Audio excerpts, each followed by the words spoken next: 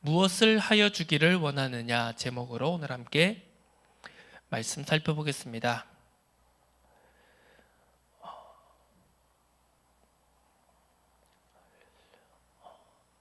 지난주 이렇게 제가 한 주간을 살아가면서 문득 이제 그런 생각이 들었습니다. 제가 설교 시간을 통해서도 자주 그런 표현을 쓰고 또 평상시에 제가 이렇게 자주 생각하고 또 표현하는 고백이긴 했는데요. 저는 연약하고 부족합니다. 저는 아무것도 할 수 없습니다. 저는 연약하고 부족합니다라는 그런 표현과 고백을 참 많이 하고 있는 제 자신을 발견하게 됐습니다. 그런데 문득 그런 생각이 드는 겁니다. 과연 내가 진짜 이게 내가 연약하고 부족해서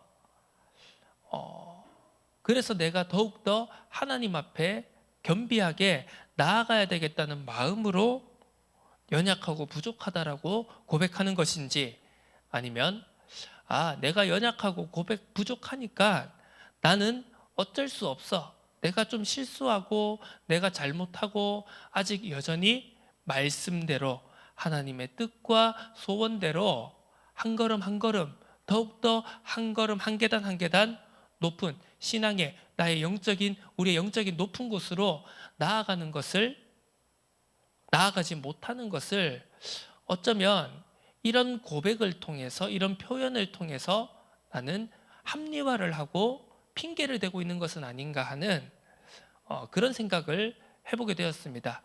문득 그런 생각이 들다 보니까 다시 한번 어떻게 보면 좀 더 적나라하게 진짜 연약한 존재구나, 그리고 부족한 존재구나, 그리고 거기에 더해서 정말 하나님 떠난 인간은, 그리고 하나님께로 나아가고자 힘쓰고 애쓰는 인간이 얼마나 말씀을 떠날 때, 하나님의 뜻과 소원에서 떠날 때 얼마나 악한 존재인가라는 그런 생각을 다시 한번 해보게 되었습니다. 우리는 그렇습니다. 우리가 대부분 왜 우리가 복음을 가지고 있다, 우리는 하나님의 자녀다, 우리가 진리를 붙잡고 있다라고 하면서도 어떻게 보면 방종하는 모양으로, 때로는 어떻게 보면 믿지 않는 세상보다 더 못한 모습으로 왜 믿는 우리들이 그런 모양을 나타내고 비춰질까라고 생각을 해봤을 때, 어떻게 보면 우리 속에 여전히 우리의 이 연약함과 부족함에 대해서 그것을 가지고 합리화를 하고 정당화를 하고 핑계를 대는 우리의 그런 죄성이 여전히 남아있다는 것을 우리가 살펴보게 되는 것입니다. 우리가 이 복음서를 비롯해서 우리가 성경 말씀, 이 66권 성경 말씀 전체를 보았을 때요, 여러분은 이 성경 66권 말씀이 1차적으로 누구를 향하고 있다고 생각하십니까? 우리 흔히는 그렇습니다. 이 하나님의 말씀을 가지고 믿지 않는 세상 속에, 그리고 믿지 않는 사람들에게 이 하나님의 말씀을 전파해야 되겠다, 전도해야 되겠다, 전해야 되겠다라는 그런 그 생각을 가지고 있지 않습니까? 그게 틀렸다는 말은 아닙니다. 하지만 이 성경 66권 말씀이요, 1차적으로 누구에게 주어졌는지를 우리가 먼저 어떻게 보면 깊게 생각해 볼 필요가 있다는 것입니다. 이 말씀이 왜 주어졌습니까? 이 말씀이 먼저 주어진 대상이 누구입니까? 1차적으로 구약의 말씀, 이스라엘 백성에게, 유대인에게, 히브리인에게 먼저 이 말씀이 주어졌다는 겁니다.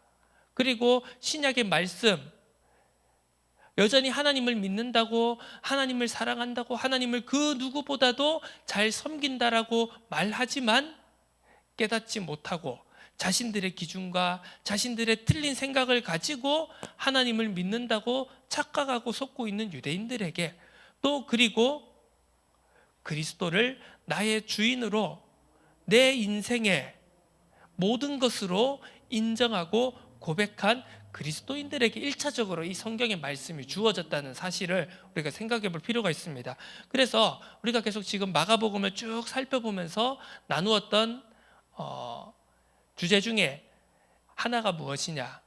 바로 제자들의 연약함에 대해서 이 마가복음은 특히 많은 관심을 가지고 거기에 대해서 강조해서 이 복음서가 기록되어졌다는 것을 우리가 함께 말씀을 나누었습니다.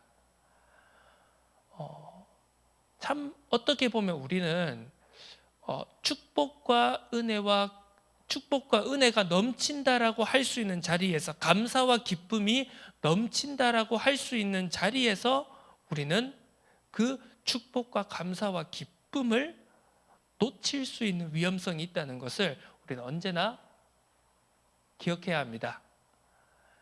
옆에 가장 맑고 깨끗한, 어떻게 보면 저 무슨 그린란드, 아이슬란드, 알프스, 무슨 바이칼 호수에 있는 물보다 더 맑고 깨끗하고 마시기 좋은 그 물이 옆에 있는데도 불구하고 갈급해서 목말라서 죽어가는 그런 안타까운 모습이 우리의 모습일 수도 있다는 생각.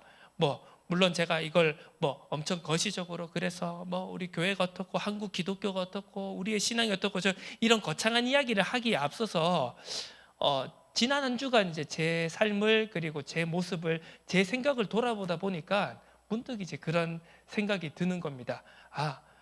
정말 내가 복음을 전하고 말씀을 전하고, 그리고 하나님의 사랑을, 이 성경 66권의 말씀을 전하는 자리에 서 있다라고 하면서도 오히려 내 자신은 어떻게 보면 말라 있고, 더 어떻게 보면 피폐해져 있을 수도 있고, 어떻게 보면 더 앞과 뒤가 다른, 어떻게 보면 겉과 속이 다른 그런 이중적인 삶을 살아갈 수도 있는 위험성이 언제나 분명히 있다라는 그 점검을 하면서 다시 한번 말씀 앞에, 그리고 하나님 앞에 또 서게 되고, 또 간절히 은혜와 긍휼을 구하게 되는 기도 속으로 들어간 감사한 한 주간이었나 아니었나 하는 그런 생각이 듭니다. 자, 제자들이 어떻게 보면 진짜 사람들이 오해할 수 있을 정도로, 아니 마가가 왜 이렇게까지 예수님의 12 제자들을 이렇게까지 표현했어야만 했나라는 생각이 들 정도로요, 제자들이 전혀 깨닫지를 못하는 겁니다. 자, 오늘 본문의 말씀이 그렇습니다. 이제 35절부터 52절까지 읽었는데요, 이제 앞서 32절에서 34절에 예수님께서 죽음과 부활을 세 번째로 말씀하고 계십니다. 그러면서 이제 이 장면이 어떤 상황이냐, 이제 갈릴리에서 예루살렘으로 올라가시는 상황인 겁니다. 무엇을 위해서 올라가십니까? 바로 이제 호산나 다윗의 자손이여 찬송 받으실지어다라고 하면서 이제 메시아로서의 예수님께서 예루살렘에 입성하시기 위해서 예루살렘으로 가고 있는 상황인 겁니다. 그러면서 야고보와 요한이 구하는 그 장면도요, 계속해서 지금 예수님과 제자들과 무리들이 이제 어떻게 보면 행진하듯이, 개선하듯이 이제 예루살렘으로 올라가고 있는 그 상황인 겁니다. 그 상황 속에서 지금 이 야고보와 요한의 이야기가, 그리고 바디메오의 이야기가 기록되어졌고, 또 그 상황을 생각하면서 마음에 두면서 오늘 이 말씀을 우리가 한번 깊이 묵상해 봐야 되는 것입니다. 오늘의 제목, 무엇을 하여 주기를 원하느냐라는 제목이었습니다. 자, 이 구절이 예수님께서 이제 야고보와 요한에게, 그리고 맹인 바디메오에게 똑같이 이 질문을 던지셨습니다. 야고보와 요한에게도 내가 너희에게 무엇을 하여 주기를 원하느냐라고 물으셨고요, 맹인 바디메오에게도 예수님께서 내가 너에게 무엇을 하여 주기를 원하느냐라고 물어보셨다는 겁니다.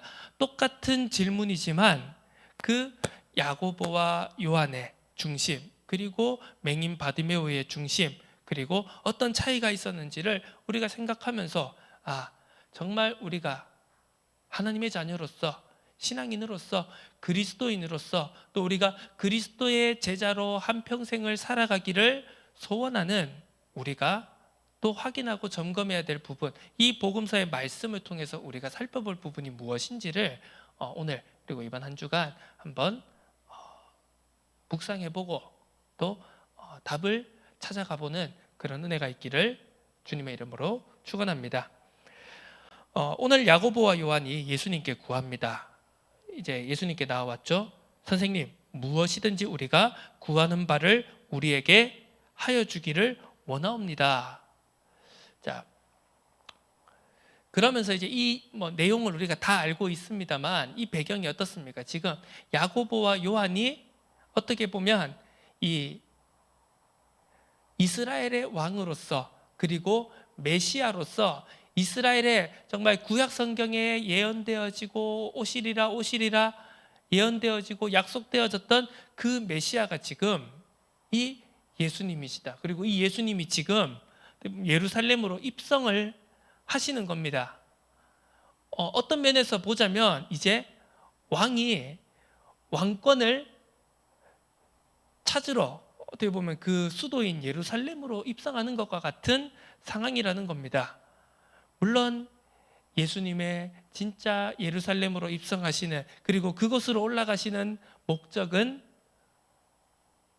인간의 모든 죄를 위해서 십자가의 대속의 죽음으로 그리고 부활의 그 죽음과 고난 그리고 부활의 그 사명을 감당하시기에 올라가는 것이지만 수많은 사람들의 무리들과 군중들 그리고 그 수많은 유대인들 그리고 심지어는 제자들에게도 예수님이 예루살렘으로 향하시는 그 모습은 마치 다윗이 왕국을 이제 회복하러 가는 다윗이 이스라엘 왕국을 완성시키기 위해 예루살렘으로 진격하는 그 모습과 아마 오버랩되는 그런 장면이 아니었을까. 그렇게 제자들 또한 생각하고 있지 않았나. 그런 상황으로 우리가 볼 수 있습니다. 자, 그러자 야고보와 요한이 정말 재빠르게 어떻게 보면 우리가 속된 표현으로 선수를 쳤다라고도 볼 수 있는 것이죠. 예수님께 구하는 것이 무엇입니까? 한마디로 예수님이 영광의 자리에 앉을 때 그의 메시아의 왕적인 영광을 찾을 때 자신들 야고보와 요한 그 자신 두 형제를 가장 예수님의 가까이 지근거리에 있는 명예롭고 힘 있는 자리에 자기들을 앉혀주기를 원한다라는 그 요구이지 않았습니까? 그런데 그러면서 그 내용을 말하기 위해서 오늘 35절에 이야기하는 바가 무엇입니까? 무엇이든지 우리가 구하는 바를 우리에게 하여 주기를 원하옵니다. 아니, 줄 사람이 어떻게 줄지 말지 이거를 생각하는 게 아니라요. 됐고 그냥 우리가 원하는 거 그냥 좀 들어주십시오라고 완전 이건 무슨 어린아이가 떼쓰는 것도 아니고 그렇게 이제 구하고 있다는 겁니다.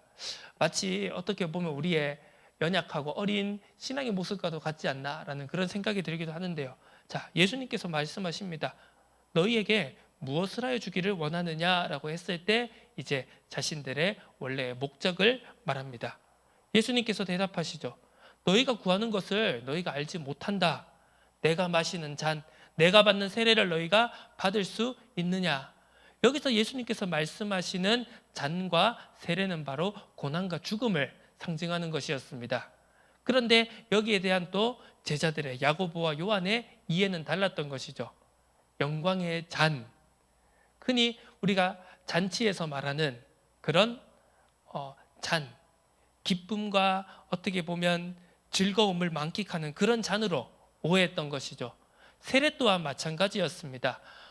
흔히 세례, 안수 받는다, 기름 부음을 받는다라고 했을 때 일반적인 긍정적인 의미에서는 왕이 임명을 받는다, 어떤 귀한 직분을 임명받는다라는 그런 의미로 받아들였겠지만 사실 예수님이 말씀하신 세례는 바로 죽음을 의미하는 것이었기 때문이었습니다. 그래서 예수님은 내가 지금까지 너희에게 계속해서 앞서서 내가 죽을 것을, 내가 고난받을 것을, 다시 살아날 것을 너희에게 이야기하지 가르쳐 주지 않았느냐. 그런데 너희가 지금 너희가 구하는 것을 알지 못하고 있다. 진짜 너희가 구하는 게 내가 말하고 있는 바와 맞는 거냐라고 어떻게 보면 예수님께서 물어보신 것이죠. 자, 그러자 야고보 요한이 아주 자신 있게 할 수 있습니다라고 대답했습니다. 이게 우리가 잘 모를 때도요, 사실은 우리가 고백도 굉장히 잘해야 됩니다. 이게 왜냐하면은요, 성경에도 그렇게 나와 있죠. 이게 이 서원이라고 하는 것, 우리가 예를 들어 뭐 하나님 앞에, 성전 앞에 제물에 대하여 서원을 한다 하는 것이요, 어떨 때 어떻게 보면 내가 잘 모르고 서원한 것도 굉장히 큰 무게와 책임을 가지고 있다는 걸 성경에서도 말하고 있는 거거든요. 그래서 할 수 있습니다라고 그들이 자신 있게 대답했을 때는요, 자신들이 원래는 야고보와 요한이 그 잔과 세례를 원한 것은 아니었겠지만, 어떻게 보면 그들의 어떻게 보면 무의식적인 고백과 어떻게 보면 하나님이 은혜로 긍휼로 주신 그런 믿음대로 야고보와 요한은 굉장히 그 잔과 세례에 동참하는 그런 삶을 살아갔다는 것을 우리가 훗날에 알 수 있습니다.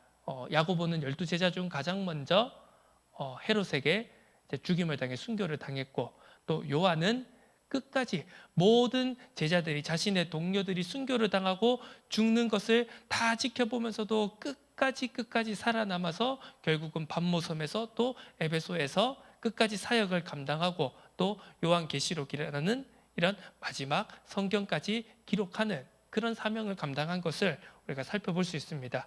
그래서 또 예수님께서 말씀하십니다.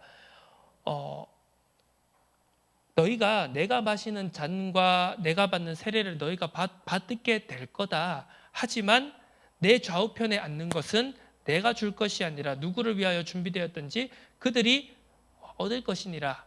한마디로 내가 주는 것이 아니라 하나님이 결정하시는 바다. 너희가 요구한다고 되어지는 것도 아니고 내가 준다고 말한다고 해서 되어지는 것이 아니라 하나님의 주권적인 역사로 이루어질 것이다. 이제 그것을 이야기하죠. 자, 이 사건 뒤에 나머지 10제자가 이 소식을 듣고 분노합니다. 왜 분노했습니까? 야, 예수님께서 그렇게 모든 사람을 위해서 죽음을 당하고 부활당할 것을 말씀하셨는데, 야, 야고보, 요한, 너희들은 와 그렇게 덜 돼가지고 복음을 못 깨달아서, 복음을 덜 깨달아서 아직도 예수님을 그렇게 괴롭게 하느냐라고 해서 분노했겠습니까? 아닙니다. 한마디로 말해서 아차, 앞불싸, 선수를 뺏겼구나, 지금 이 생각이 10제자에게 든 겁니다. 그래서 분노한 겁니다.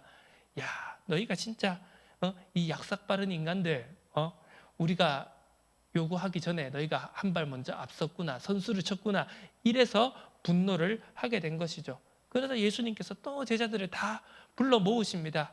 그러면서 이 마가복음의 전체를 관통하고 압축하는 이 가장 하이라이트, 가장 핵심인 말씀을 예수님께서 해주시는 것이죠. 너희 중에 그렇지 않을지니 너희 중에 누구든지 크고자 하는 자는 너희를 섬기는 자가 되고, 너희 중에 누구든지 으뜸이 되고자 하는 자는 모든 사람의 종이 되어야 하리라. 인자가 온 것은 섬김을 받으려 함이 아니라 도리어 섬기려 하고 자기 목숨을 많은 사람의 대속물로 주려 함이니라. 계속해서 예수님은 말씀하십니다. 내가 온 것이, 내가 하나님의 아들 예수 그리스도이다. 내가 바로 구약에 약속되어진 왕으로 올 메시아다. 하지만 그 왕이 어떤 왕으로, 어떤 모습으로 오냐는 너희들이 생각하고 세상이 생각하고 세상이 기대하는 바가 절대 아니다라는 것을 말씀하시는 거죠. 자, 42절에 이렇게 말씀하시죠. 이방인의 집권자들이 그들을 임의로 주관하고 그 고관들이 그들에게 권세를 부리는 줄을 너희가 알거니와.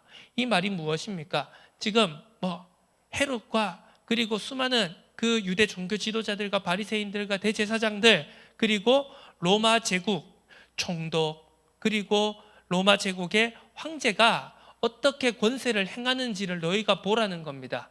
어떻게 하고 있죠? 다 세상이 아는, 세상이 말하는 지도자와 권세자의 모습대로 행동하는 것을 예수님께서 말하고 계시죠. 힘 가진 자는 어떻게 합니까? 자기 마음대로 합니다. 권세를 가진 자는 자기가 가진 권세대로 사람들을 다 자기의 임의대로, 자기의 생각대로, 자기의 기준대로 따라오도록 어떻게 보면 부리고, 때로는 그것이 마음대로 되지 않으면 억압하기도 하고 통제하기도 하고, 그리고 칼을 들기도 하고, 이렇게 해서 세상에 권세 있는 자들이, 힘 있는 자들이, 왕들이 그렇게 하는 거 아니냐. 하지만 나는 그게 아니다 라고 오늘 예수님께서는 말씀하시는 겁니다. 어떻게 보면 야고보와 요한은 그렇지 않았겠습니까? 앞서서 베드로가 주는 그리스도시요 살아계신 하나님의 아들이십니다라는 고백을 하고 나서 예수님이 첫 번째로 죽음과 부활에 대해서 말씀을 하실 때 베드로가 어떻게 했습니까? 저번에도 우리가 앞서 말씀을 나눴듯이 그냥 주님 그러지 마십시오라고도 우리가 이 한글 성경으로도 우리가 볼 수가 있겠지만, 조금 더 원어적인 그리고 본뜻에 가까운 뉘앙스로 우리가 생각을 해보자면요, 거의 베드로가 예수님을 꾸짖다시피 할 정도로 어떻게 보면 그렇게 강한 어조로 이야기를 했다는 것도 우리가 살펴볼 수 있습니다. 그 당시의 문화와 그 당시 사람들의 생각에서는 그랬습니다. 아니, 당연히 어떤 큰 일을 하기 위해서, 그리고 하나님의 뜻을 우리가 이루기 위해서는 당연히 저 압제자들을 물리치고 로마의 저 권세를, 황제를 몰아내고 다윗과 같은 왕권을 가진 힘 있는 메시아가 일어나서 해야지만 우리 이스라엘이 하나님의 나라가 되고, 그리고 우리가 정말 하나님의 말씀대로 살 수 있는, 하나님의 뜻대로 어떻게 보면 통치가 되어지는 하나님의 나라를 구축할 수 있는 것 아닙니까? 그런데 마치 베드로의 눈에, 제자들의 눈에 볼 때는 그렇게 다 왕으로 생각을 했고 메시아로, 구원자로 생각했는데 갑자기 예수님이 죽겠다는 겁니다. 많은 사람의 희생 제물로 내가 죽기 위해서 맞다는 겁니다. 전혀 자기들의 생각과 기대와는 맞지 않는 것이죠. 그래서 어떻게 보면 베드로는 그런 생각을 가지고 예수님을 꾸짖듯이 어떻게 보면 만류하려고 했던 것이었겠죠. 야고보와 요한의 관점도 아마 마찬가지가 아니었을까 하는 생각이 듭니다. 여전히 자기들의 머릿속에 예수님은 왕으로 예루살렘에 입성하셔서 대제사장들과 공회와 그리고 종교 지도자들, 바리새인들을 다 쳐서 무찌르시고 거기에 진정한 신정 국가를 건설하셔서 거기에서 우리가 정말 하나님의 나라를 위해서, 그러니까 어떻게 보면 야고보와 요한의 의도는 정말 순수하고 어떻게 보면 정직했을지도 모르겠습니다. 왜냐하면 그들의 중심은 틀린 게 아니었던 것 같거든요. 왜냐, 자기들이 어떻게 보면 그냥 한 자리 차지해서 먹고 마시기 위해서 그렇게 했다라기보다는 어떻게 보면 진짜 예수님을 따라가면서 예수님이 메시아고 구원자고 이스라엘의 왕으로 오셔가지고 예수님께서 정복하셔야지, 예수님께서 통치하셔야지, 예수님께서 저 악한 자들을 다 몰아내셔야지 하나님의 나라가 이루어질 수 있다라고 야고보와 요한은, 또 제자들은 그렇게 생각하지 않았을까요? 그렇기 때문에 우리가 그렇죠, 목적은 같습니다만 그 목적을 이루기 위한 방법과 방향들은 다 제각각 다른 것처럼요. 그런데 중요한 것은 무엇이냐? 예수님이 정말 원하시는 것, 하나님이 원하시는 것, 말씀이 원하시는 그 구원의 모습, 하나님의 나라의 모습이 아닌 여전히 제자들 또한 이 42절에 기록되어진 것처럼 이방의 집권자들과 그 고관들이 행하는 방식과 똑같은 생각을 제자들 또한 한 것입니다. 정복해야지만, 다 무찔러야지만, 쟤들을 칼로 다 도륙내 버려야지만 하나님의 공의로운 나라가 이 이스라엘 땅에 건설될 수 있을 것이다. 그런데 예수님은 그게 아니라는 것을 다시 한번 가르치시고 또 제자들에게 설명하십니다. 자, 그러면서 오늘 이 바디메오의 이야기가 연결되어지는 것입니다. 이제 여리고에 들어가시고 여리고에서 나가시는 장면이죠. 이 여리고는 예루살렘으로 들어가는 입구입니다. 어떻게 보면 그 당시의 모든 길과 그런 모든 것들이 이제 이 여리고를 통해서 지금 이제 예루살렘으로 올라가는 그 길목이 된다고 할 수 있죠. 그래서 보통 이제 항상 성경에서 이 여리고라는 내용이 나올 때, 그런 무슨 여행이나 경로상에서 여리고라는 내용이 나올 때는 항상 보통 이제 예루살렘과 많이 연결 지어지는 경우가 많은데요. 자, 이제 딱 초입입니다. 딱 들어가려고 하십니다. 바디메오라는 인물이 나오죠. 다윗의 자손 예수여 나를 불쌍히 여겨 주옵소서라고 지나가는 예수님을 향해서 눈이 보이지 않는 맹인 바디메오가 소리쳐서 외칩니다. 또 많은 사람들이 막 제지를 하죠. 어디 거렁뱅이가 감히 예수님의 앞길을 방해하냐. 지금 예수님은 예루살렘으로 개선해서 가고 계시는 중인데 네가 감히 지금 왕의 개선길을 막느냐. 아마 이런 식으로 하찮은 존재로 여기면서 이제 꾸짖었던 것이죠. 그런데 오늘 여기에서 거지다, 약한 자다, 눈이 보이지 않는 맹인이다, 거기에 초점이 있는 것이 아니라요, 이 바디메오의 고백을 한번 우리가 주목할 필요가 있습니다. 다윗의 자손 예수여 나를 불쌍히 여기소서. 자, 이 다윗의 자손이라는 게 무엇입니까? 한마디로 구약 성경에 하나님의 말씀에 예언되어지고 약속되어진 그분이 바로 이 예수님이다. 이제 다윗의 자손이다라고 했을 때 이제 시편을 비롯해서 구약 성경의 수많은 구절들이 다윗의 자손으로 오실 메시아에 대해서 지금 설명하고 있는 것이죠. 그래서 그렇습니다. 그러면서 예수님이 바디메오를 부릅니다. 그러면서 내게 무엇을 하여 주기를 원하느냐. 야고보와 요한에게 똑같은 그 질문을 바디메오에게 하셨을 때 바디메오는 선생님이여 보기를 원하나이다. 자, 맹인에게 가장 중요한 것이 무엇이겠습니까? 지금 이 맹인이 이 여리고의 이 길가에 앉아 있는 이유가 무엇이냐면요, 구걸하기 위함이 아니겠습니까? 특히 지금 이제 6월절 절기를 앞두고 지금 예수님이 올라가시고, 예수님뿐만이 아니라 다른 수많은 유대인들도 지금 절기를 참석하기 위해서, 절기를 지키기 위해서 지금 예루살렘으로 올라가고 있는, 어떻게 보면 순례길이라고 할 수 있는 길입니다. 자, 전부 경건한 마음을 가지고 절기를 지켜야 되겠다는 종교적인 마음을 가지고 올라가고 있을 때 이 맹인이 이 길에 앉아 있었던 겁니다. 마치 이 장면은 무엇과 같은가요? 성전 미문에 앉아 있던 안전뱅이와 같은 그런 장면인 겁니다. 왜? 지금 성전에 기도하러 가는데, 예배하러 가는데 안전뱅이를 봤습니다. 그럼 어떻겠죠? 이 자기의 본심과는 상관없더라도 그 종교적인 마음을 가지고서라도 그 사람을 도와줘야 되는, 어떻게 보면 종교적인 책무가 그 사람들에게 있다고 이제 율법적으로는 다 생각하기 때문에 그 사람들에게 이제 그 사람에게 다 많이 다 베푸는 겁니다. 도와주는 겁니다. 아마 이 맹인도 마찬가지였겠죠. 그곳에 있을 때 가장 어떻게 보면 자기에게 필요한 경제적인 도움을 얻을 수 있었기 때문이었겠죠. 왜? 지금과는 다르게요.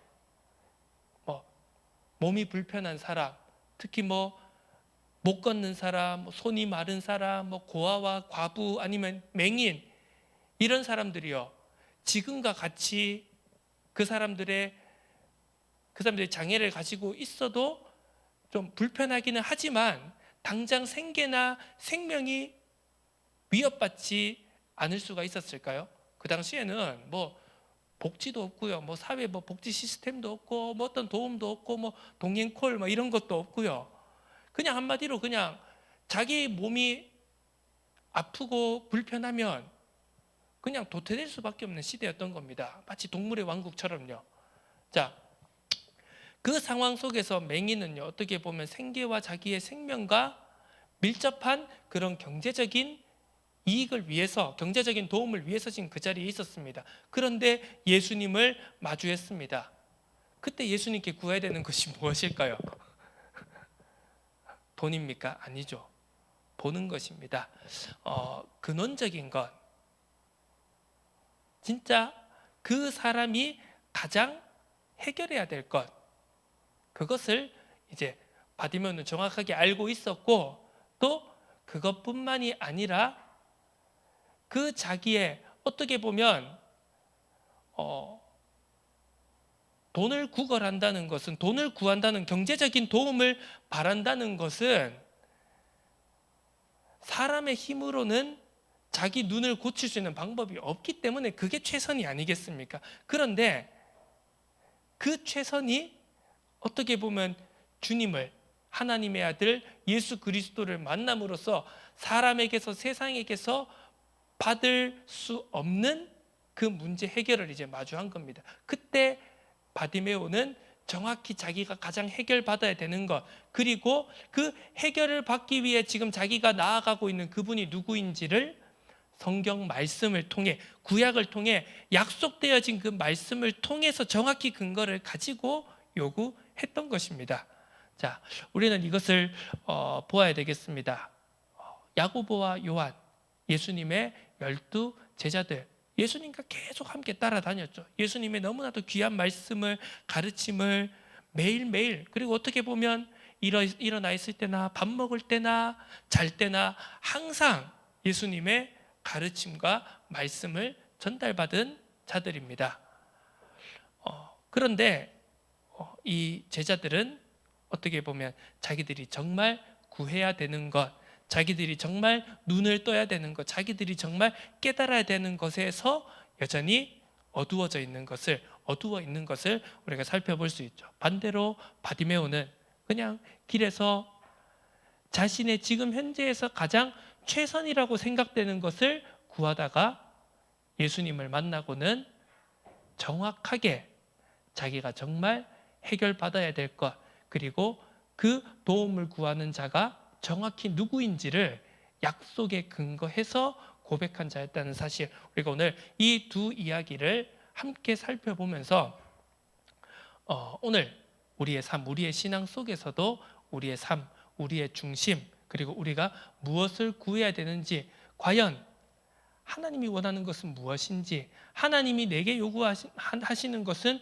무엇인지, 그리고 정말 우리가 복음을 전하고, 그리고 우리가 하나님의 나라를 이루어가는 그리스도인으로서 이 땅에 하루하루를 살아갈 때 우리는 무엇을 구해야 되고 어떤 중심을, 자세를 가지고 살아가야 되는지를 오늘 말씀을 통해서 확인하고 점검하는 은혜가 있기를 소원합니다.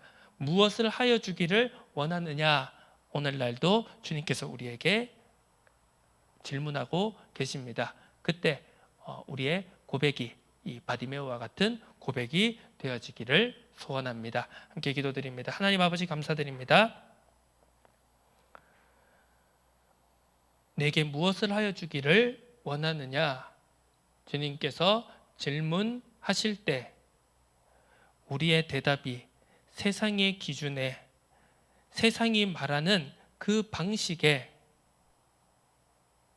따라가는 대답이 되지 않도록 우리에게 은혜와 긍휼을 허락하여 주옵소서.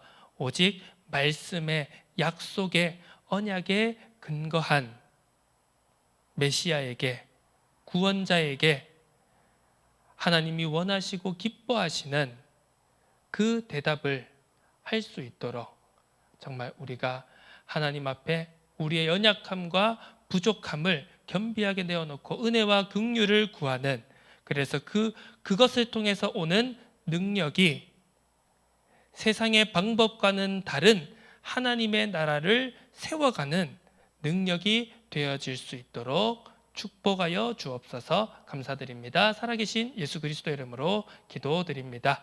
아멘.